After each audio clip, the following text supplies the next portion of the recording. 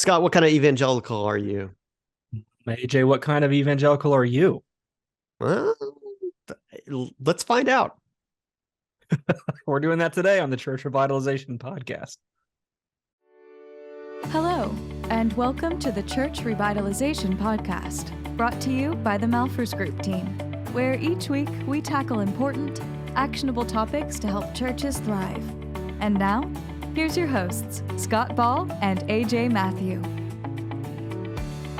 Oh, AJ, welcome to the Church Revitalization Podcast, where today we are trying something new and different, going outside of our box a little bit. Yeah. We'll see how this works out. Yeah, we're talking about differences in the evangelical realm of Christianity. So, all right. So we came across an assessment that was created a couple years ago, back in 2021. And we'll link to this in wherever you might be watching or listening or reading, from mereorthodoxy.com. And they talked about the 6-way fracturing of evangelicalism, and they created this handy dandy, very short assessment tool, the Evangelical assessment tool, Scott. So Yeah. let's give all of our caveats. One, we are going through this assessment for the purposes of entertainment only, and in no way saying this is authoritative in any sort of way. True. Two, we will link to this and to this article. It should not be viewed as an explicit endorsement of this website or the article itself. Or anyone that contributes to it, absolutely nothing about it. Right. So, three, I remember seeing this back in 2021, and I may even have taken this quiz, but I don't have any recollection of how I did. So keep that in mind. And I think that point 4, the reason why I really want to do this is I think it is an interesting question, and it does come up. Like, you start talking to pastors long enough, we get past all the practical things, and you just start talking about, like, how's life, how's leading. They'll start talking about this idea. They maybe don't use this language, but this idea of, man, it's so different than it was 5 years ago. And so I don't think we have to endorse everything that this article says or the assessment or its accuracy to say this is an interesting thing to be thinking about how our people are responding to Orthodox Christianity and evangelicalism and all of that. So I don't even know that we're going to have necessarily specific advice at the end of this, but we'll see. You never know. There might be a nugget from the Holy Spirit, but it's an interesting thing to be thinking about. And this is an interesting article to fuel your thinking. So is that enough couching? And it sounds like it. So there's 6 categories. We're not going to go into the details about each one. At the end, whenever we see what categories me and Scott end up in, we'll talk more about them. But here's the 6 really quickly: neo-fundamentalist evangelical, mainstream evangelical, neo-evangelical, post-evangelical, dechurched but with some Jesus, and dechurched and deconverted.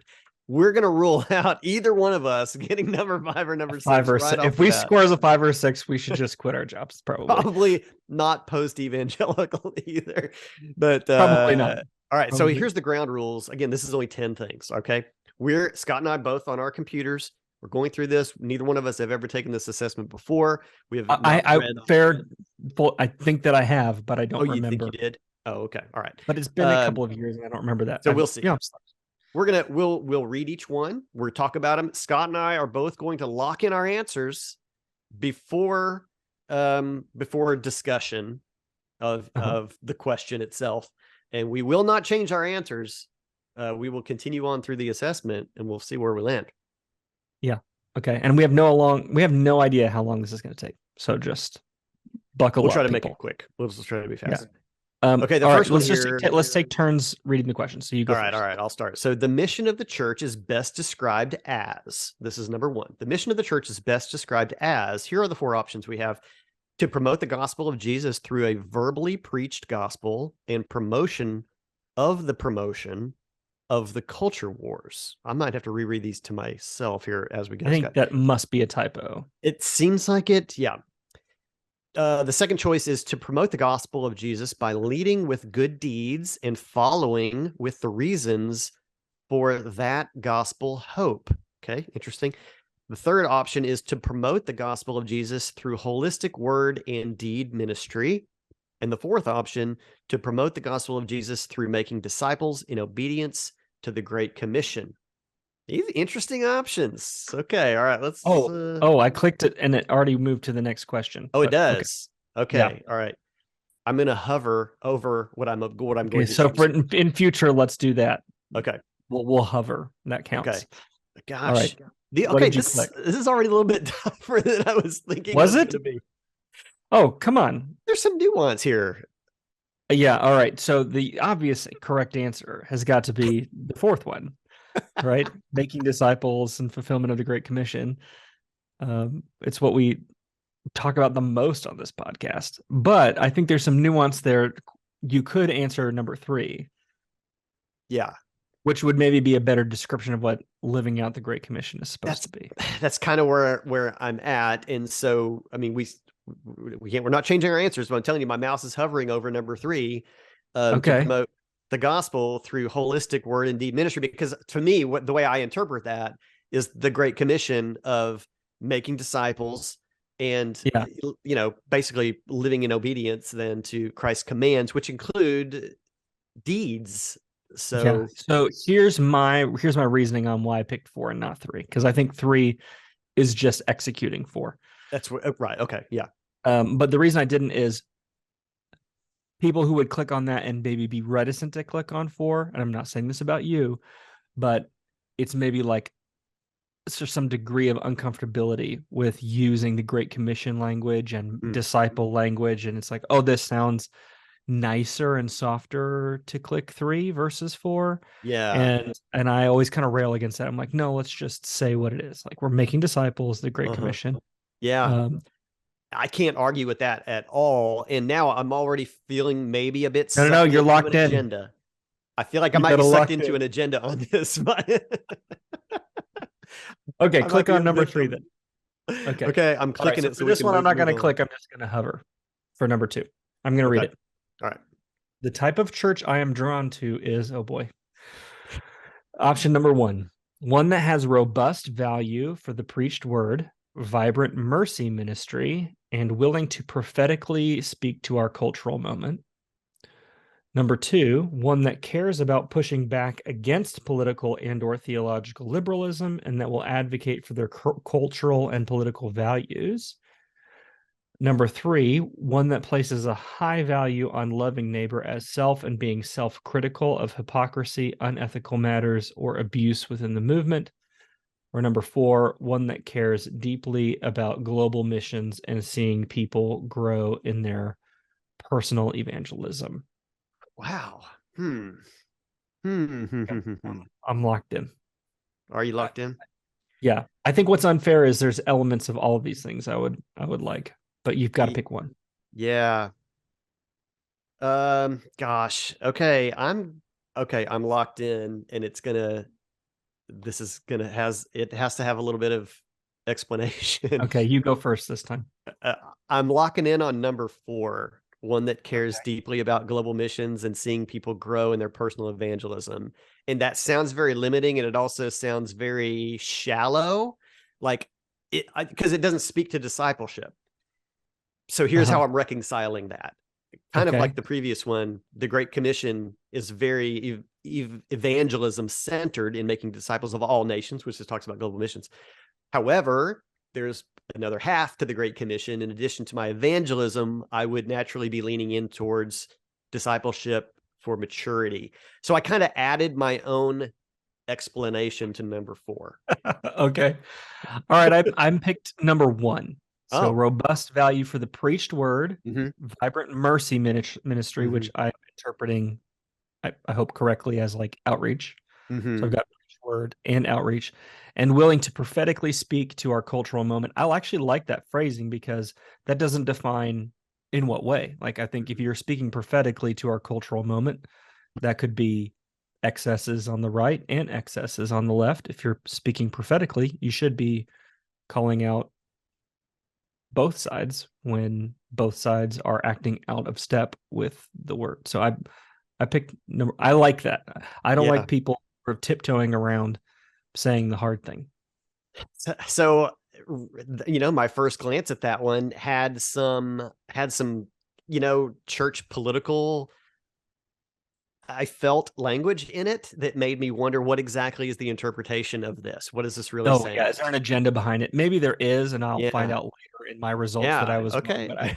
But I believe that the church should speak prophetically into our cultural moment. And to me, I don't see that as a left-right issue. I just see that as, if we believe Scripture and we're trying to lead our people to live in light of Scripture, then it should lead us to speak prophetically. Yeah. In the moment. Okay. I don't know. We'll see. All right. All right. Let's lock in and keep going. Keep going. All right. Read number 3 for us. Here we go. Number 3. The biggest problem in the church is, number 1, a lack of training and being equipped in how to effectively make disciples. Interesting. Number 2, the mob of secular leftists who are trying to promote quote unquote social justice in churches across America. Number 3, avoiding the twin external dangers of the secular left and the secular right, and maintaining a clear public witness of word and deed.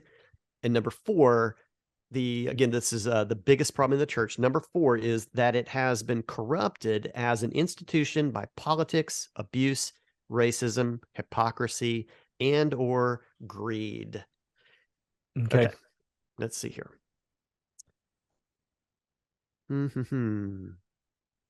Biggest problem in the church. I'm locked in. I think I'm going to lock in also. Okay. I'll go first this time. Okay. I'm locking in on 1. Okay.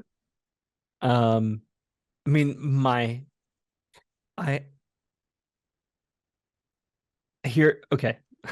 So here, let me explain. I think the biggest problem in a church, I think if I look at the big thing, I'm tempted to pick number 2, because I feel like there's a whole lot of capture by secular leftists who are trying to just torpedo churches. But the solution, you can guard your individual church can be guarded against the torpedo by number 1. Mm-hmm. If you're really training people and equipping people to study the word and to live out their faith and to make disciples and to share their faith, if you've got a group of people who are, fully equipped disciples of Jesus, then it doesn't matter what the culture is trying to do on the left or the right. You're sort of buffeted against that. You can just go, yeah, okay, well, that's wrong, and this is wrong. This thing from the right is wrong. This thing from the left is wrong. I don't think there's any doubt that the left, in my opinion, is more militant than the right as it relates to the church. But there are wrong things on both ends of the spectrum that are influencing the church. But I think the solution to that is number 1. So, which is, for those listening and not looking at it, a lack of training and being equipped in how to effectively make disciples. Yeah. Well, I also locked in on number 1, Scott. That's good. That's where I was. Right. So. Okay.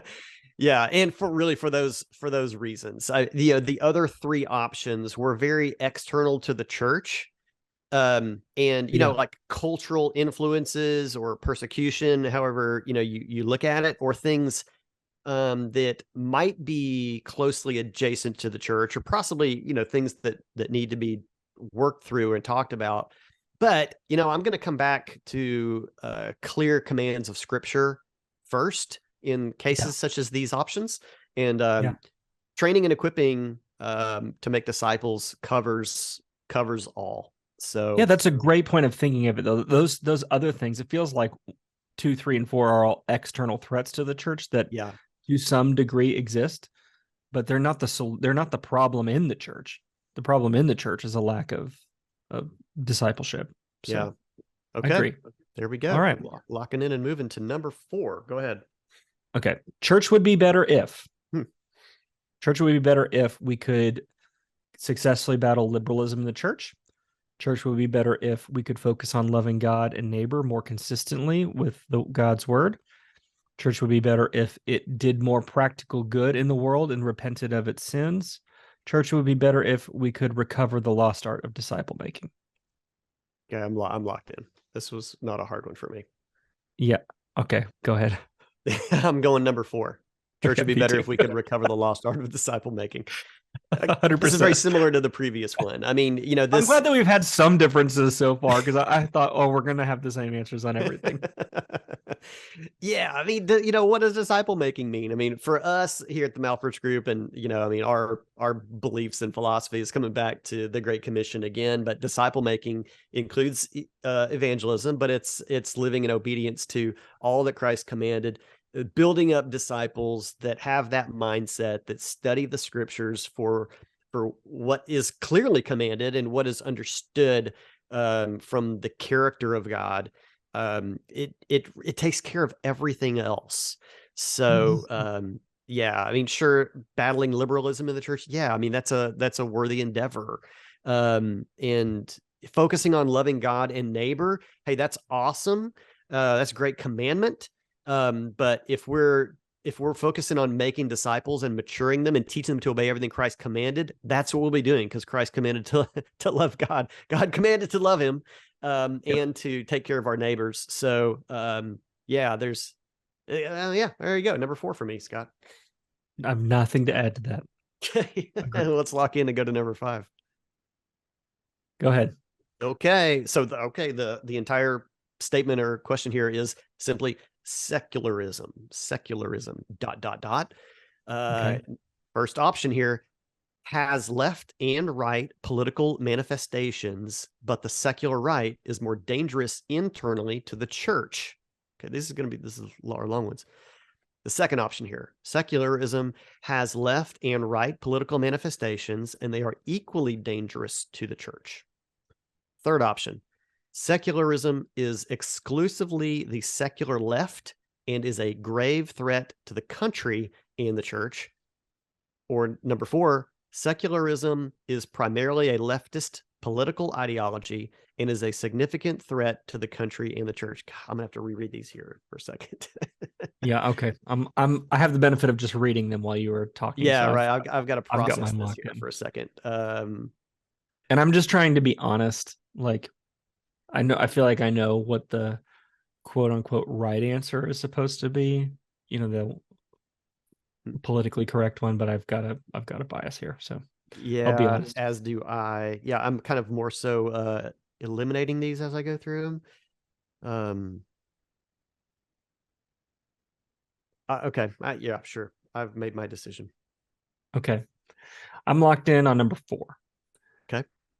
Which is, it's not exclusively the secular left, but it's primarily a leftist political ideology. There is secularism on the right, but it's generally not secularism actually on the right. It's like militant Christianity, which is like it's generally not secularism on the right. Well, yeah, I mean, I think even the term secularism is more so a lack. It's a lack of spirituality in a broad sense, and more focused, usually a lack of Christianity or an anti-Christian ideology. Yeah. So there are things on the right that are bad. I want to be really clear on that.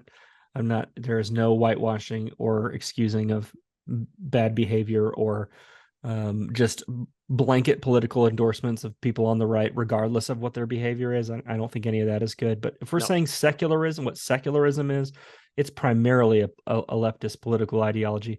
And I do think it's a significant threat to both the country and the church. Yeah.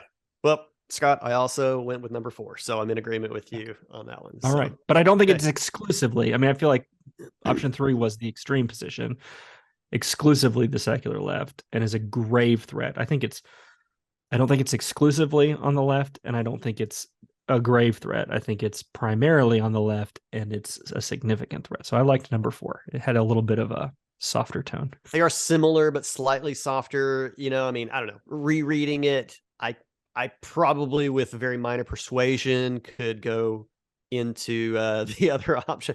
I do feel maybe more of a grave threat than a significant threat, but I'm also with you on that it's more primarily left and not exclusively secular left. So, yep, Okay. The rules are that we're sticking with it, and I'm sticking with All number right, 4. we stuck with it. Okay. The culture wars. Oh boy. The culture wars are mission critical and the best tool we have for securing a prosperous Christian future for America. The culture wars have largely misguided and have complicated gospel ministry in unhelpful ways. The culture wars have been extremely misguided and have complicated gospel ministry in unhelpful ways.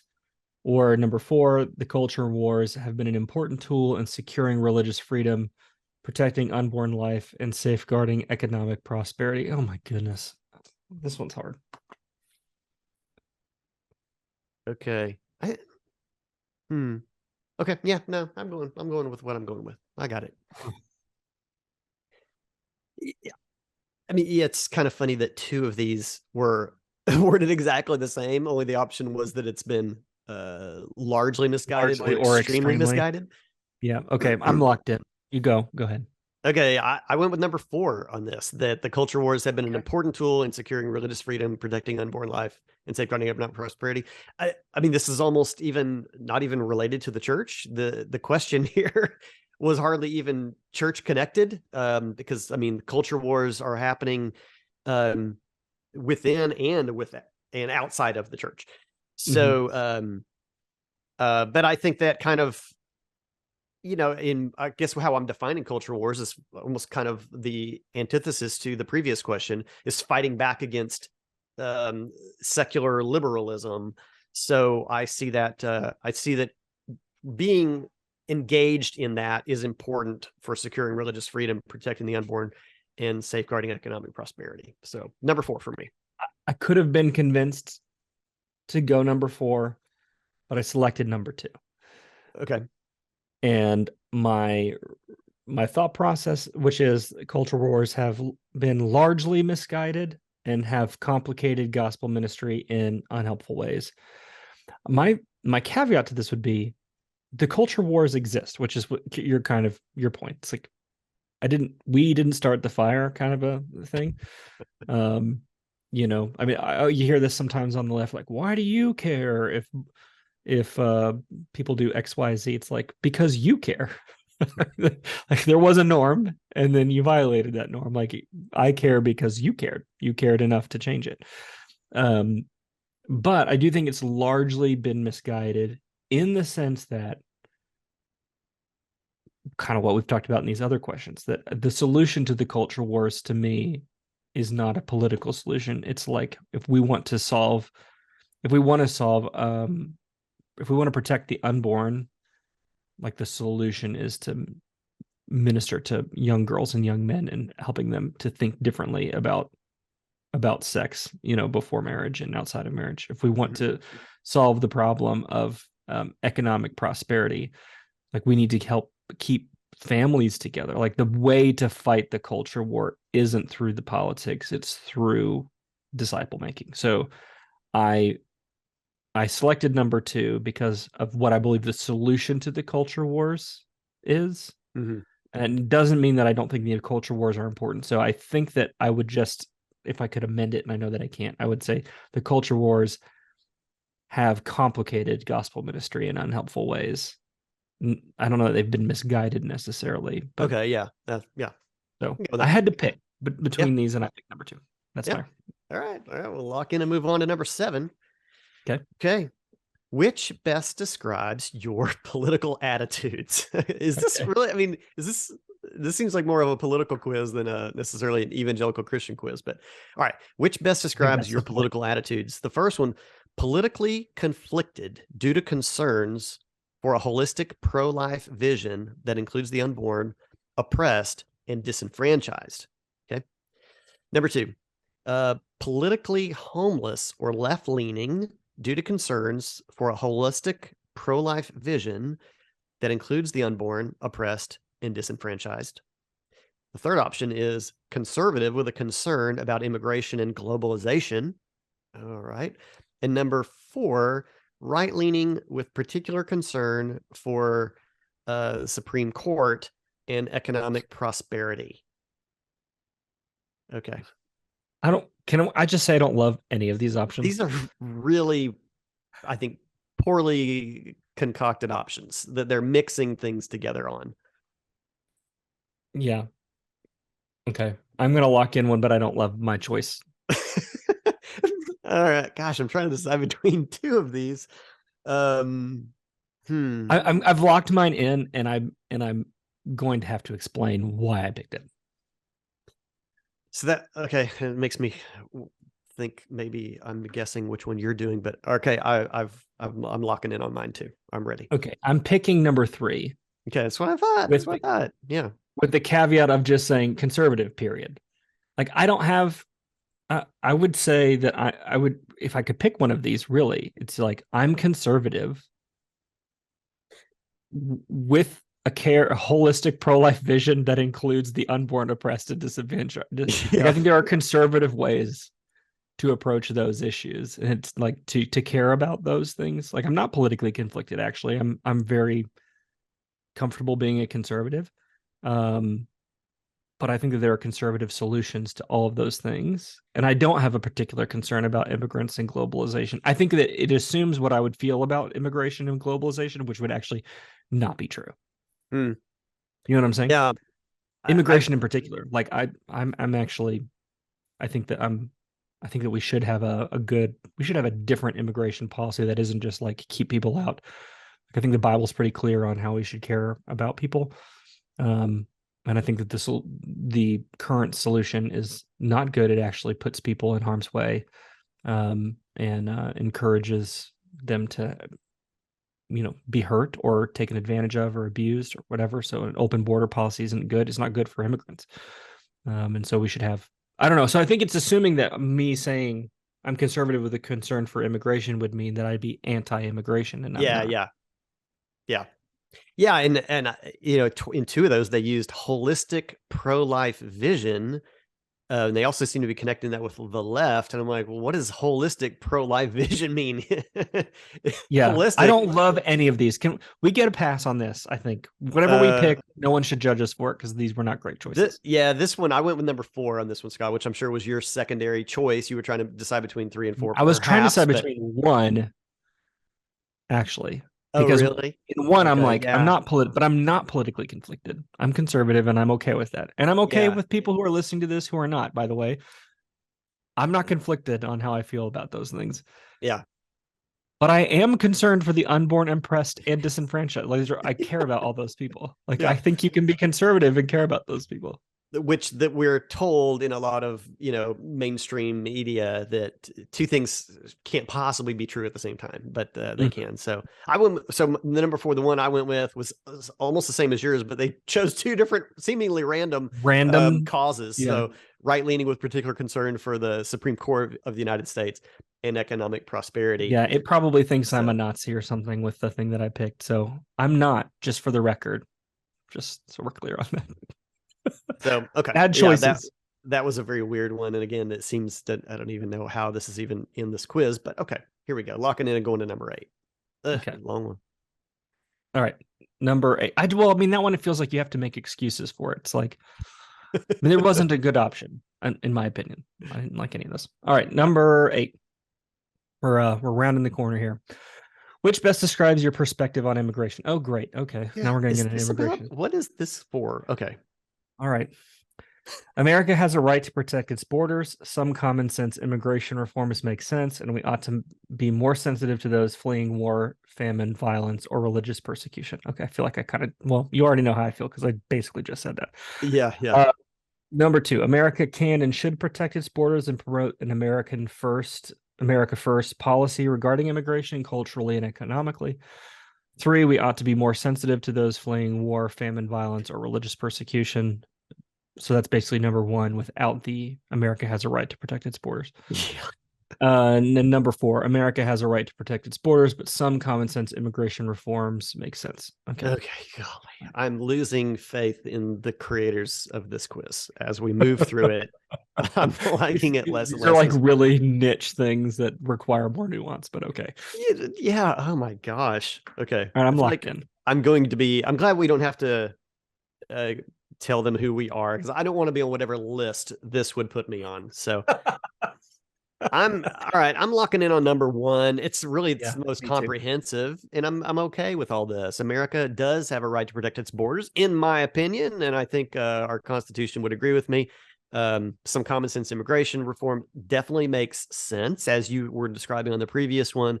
And yes, we ought to be. I don't know. It says more sensitive. We should be sensitive to those fleeing war, famine, violence, or religious persecution. I'm good with all of that statement. Yeah, to me, this just sounds like comprehensive immigration policies. Like, I don't even think that we just have a right to protect our border for the good of the people who are trying to get into this country. We have a duty to protect our borders because, amen. again, There you go, for sure. People die every day trying to get into this country, and it should not be that way. Cartels take advantage of people trying to get into this country. Yeah, it should not be that way. Like, people die within our country because people have come into the country and commit crimes and stuff. So yeah, we have a duty to protect those wanting to come in and those who are already here. Yep. The way it is right now is the worst possible form. And this quiz moves further and further away from evangelicalism and more into just some random political bullshit. Okay. All right, you go. Here you go. Number 9. Oh, here we go. The biggest problem in America is... Our international listeners are probably like loving this right now. Okay. Okay, the number 1 choice here is the lack of saving knowledge of Jesus Christ. Okay, hey, that's hard to argue with. The second... read okay, all right. No commentary. I'm just reading them. The biggest problem in America is, number 2 choice, the ways in which the secular left and the secular right are eroding the fabric of American society and the barriers that the rise of these things creates to promoting a robust gospel. Wow, that's quite a sentence. Okay. The third option, a substantive lack of equity and equality across multiple categories and the ways in which the secular left and the secular right are eroding the fabric of American society and the barriers that the rise of these things creates to promoting a robust gospel. Okay, another mouthful. And then the fourth option for the biggest problem in America is the secular left. Okay, so. Okay, it's number 1, right? Good grief, I'm going with number 1. Yeah, I mean, the biggest problem in America. Other things that could be listed are byproducts of. Yeah. At best. So number 1, because we just read a lot of words, the number 1 that Scott and I are both going with is the lack of saving knowledge of Jesus Christ is what we're saying the biggest problem in America, because coming to a knowledge and saving faith in Jesus Christ works to correct all of these issues. So it's the umbrella over all things that we as individuals and as an organization work towards building. What are we even doing? Yeah. I actually had this conversation with the pastor not that long ago where I said, I think I have my own political leanings and whatever. And I have to work really hard at like not commenting on everything. And realizing that me posting a comment, and I'm guilty of this. I'll post a comment or two and I probably shouldn't, but me posting a comment about how I feel about something isn't the solution to the problem. The work that we do at the Malphurs group, that is to me the solution to the problem. Mm-hmm. Like if we want to see a healthy, flourishing society and a healthy, flourishing people and all this, it's helping churches make disciples. Like that's the solution. So it's really hard to not post what you're thinking. And I just want to say on the front end, if you ever come across a comment and you thought, why did you say that? It's because I'm a sinner and I sometimes post things I shouldn't. But in my heart of hearts, I believe that this, number 1, the lack of saving knowledge of Jesus Christ it's the problem, and it's the, solving that's the solution. Yeah. Yeah. There we go. Okay. Finally, number 10 of the worst quiz ever. Did I read the last one? Yeah, you read this one. Oh, okay. All right. Last question. How would you define the term pro-life? Okay. Exclusively opposition to abortion and prenatal advocacy. Number 2, abortion is not good or ideal. Holistic care for birth moms and dads and more robust mercy, justice efforts for poor, disadvantaged, disabled, sick, prisoners, elderly, victims, oppressed, or refugees. So I guess it's saying pro-life is a bucket term, not just as being against abortion, but also for these other groups. And pro-life Number 3, any issue that is an affront to the doctrine of the Imago Dei, opposition to abortion, holistic care for birth moms and dads, more robust mercy justice efforts for poor, disadvantaged, disabled, sick, prisoners, elderly victims, oppressed, or refugees. And then finally, opposition to abortion, prenatal advocacy, basic postnatal care for birth moms, and some other ministries of mercy. Okay, I'm locked in. Okay, so these are not written well because No, they're not. They're making it sound like you're opposed to prenatal advocacy in a couple of these. Am I misunderstanding? No, you're just misunderstanding it. It's basically, the question is, they want to know. They're lumping you into a category. Basically, if you say, oh, when I say I'm pro-life, I'm not just talking about being against abortion and being for prenatal advocacy. I'm also for the poor and for the disadvantaged and for the disabled and for the sick. Yeah. Like a more nuanced idea of the concept of pro-life. I'm locked in. Okay, so that first one though, I'm still exclusively like when you use the term pro-life, to abortion, you just mean I'm against abortion and I'm for prenatal advocacy. Okay, that is really poorly worded. All right.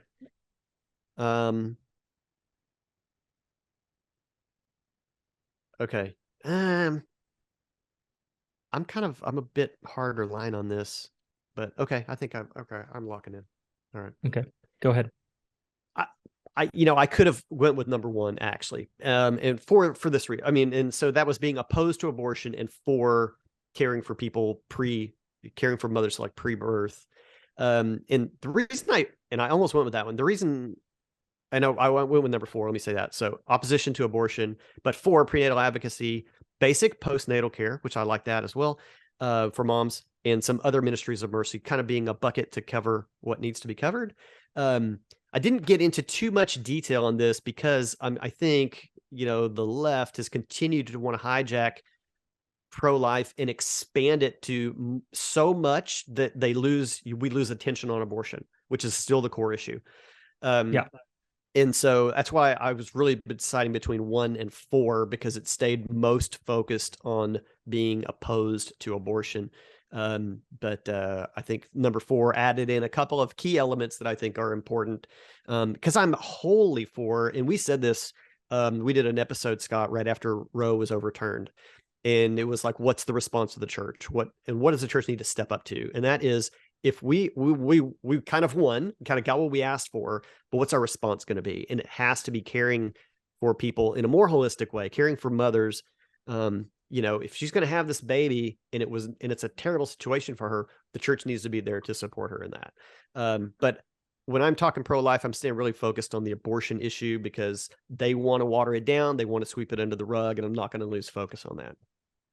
Yeah, I have nothing to add to that. I picked number 4 for the same reason. I'm like, it should go beyond prenatal advocacy and being against abortion. It should go beyond, like, we should care for the whole mom and all of that. But I don't see how. To me, when I think pro-life, I'm not thinking caring for the disadvantaged and disabled and the sick and prisoners and like that. To me, that's not. I mean, I can be for all those things, but that I wouldn't lump that in the category of pro-life. I think pro-life is a term that is associated with the abortion issue. So I'm with you for all the reasons that you said. Okay, locking in, and I'm assuming we're going to get our results here at the end. Okay. All right. What'd you get? I'm a number 2. I'm a mainstream evangelical. Okay. What did you get? I'm a 2, mainstream evangelical. Okay. We are mainstream. Is that good or bad? I have no idea. That kind of makes it almould sound bad now. Yeah. All right. Well, okay. Hey, if that's the flow, I like how it says though here. Listener, it should say mainstream and then in parentheses, typically white. Good grief. Well, you know what? On any given day, I am typically white, I guess. Yeah. We are prototypically. If you're watching this on YouTube, you're not surprised. You're like, oh, these guys are very white. Yeah. All All right. So yeah, so that whole thing says mainstream, typically white, evangelical. Historically, this term has been Protestants who hold to the Bebbington Quadrilateral. activism, biblicism, Biblicism. and crucicentrism. Crucicentrism. Okay, that's a new one for Like me. the centrality of the cross. Gotcha. The emphasis for this group is on the fulfillment of the Great Commission. Wow. Imagine Shocking. that. On the Church Revitalization Podcast, we care about the Great Commission. Fact check true. I'm glad we took a quiz to confirm Oh my that gosh. reality. Okay. I hope this maybe had some entertaining moments for you. And I'm sorry that it was so long and that it was really some very strange questions. But yeah, I think the overall, just to kind of put a bow on this, your church is maybe filled with some different kinds of folks. I mean, the type A or the type 1 that it lists is this idea, I think, of this neo-fundamentalist evangelical, where it's really like a God and country type evangelicalism, and you're going to have some of that in your church. And these sort of number 3 or 4 evangelicals, where they're maybe more politically moderate or even on the left, you're going to have some of that in your church too. And I think learning how to shepherd and guide your whole church when it's going to have these different tensions in it is a really good thing to think about. And maybe someday we'll do a whole podcast episode on how to manage that political tension within your church. But for the purposes of this episode, it was entertainment, a little bit kind of a different thing. Go through this thing yourself and see how you score. And I think I know our audience is probably going to be mostly number 2s, but you never know. Go to the link. Go to the link and test it and see how you end up. There you go. And you can get all that over at malphursgroup.com/ what episode is this, Scott? 182? 182. Yeah. malphursgroup.com/182, and you can take the quiz for yourself and look at how Scott and I scored on this silly quiz. I don't know. It had some merits, but good conversation. There you go. Hey, while you're over there, click on that donate button in the upper right corner of malphursgroup.com, because we'd love to speak with your church about supporting our ministry. Because we do care about the Great Commission. And that's care about the Great Commission and training up church leaders to fulfill it to the greatest extent possible, wherever they are in the world and whatever their context is. And we need your help to do that. So click that while you're there. Let's have a conversation. Thanks for being with us. We'll see you next time.